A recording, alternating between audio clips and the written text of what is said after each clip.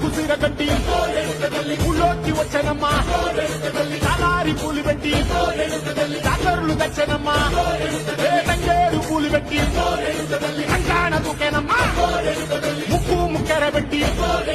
లోకాల మీదనమ్మా ముందార చూడంగా